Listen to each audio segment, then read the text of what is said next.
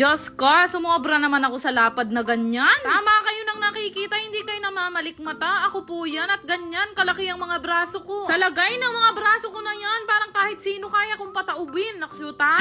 60 kilos nga ako niyan, kalakas ng loob ko mag-sleeveless. Pagkatapos nga ng isang buwan, ganito na kanipis ang Disney Princess. Ayan talaga, hindi kayo namamalikmata. Ako po yan at ganyan nakaliit ang aking mga braso tiyan. Siyempre, hindi naman agad-agad nakuha ko yan. Dinaan ko talaga yan sa matindihang pagtakbo at pag-workout rin halos araw-araw. Sin ko talaga na halos lahat ng mga damit ko masisikip na sa akin at nahihirapan talaga ako. Alam niyo naman, lagi ako may event, kaya sabi ko kailangan ko na magbawas ng timbang. Nag-invest talaga ako ng mga pang-workout o treadmill na gamit lang dito sa bahay. Wala rin kasing tigil ang pagkain ko at mayat maya kung ano-ano nga ang gusto kong kainin. Pakahilig ko nga sa mga unhealthy foods, lalo na yung mga matatamis. Naawa na lang talaga ako sa sarili ko dahil halos wala na akong magkasyang damit. Kaya naman naisip-isip ko na talaga mag-workout kahit dito lang ako sa bahay. Ayoko talaga palagpasin ang isang araw na hindi ako nakakapag-workout. Sobrang importante pala na yung kinakain natin kaya din nating ilabas sa katawan. Kaya para maibsan nga yung mga cravings ko, tinulungan din ako nitong Shepu Apu na ilang buwan ko na rin ginagamit. L-carnitine kasi to na nakakatulong talaga para malesen yung mga cravings natin. Sabi si Shepu Apu guys, proven and tested ko yan kung bakit ako numipis ng sobra ngayon.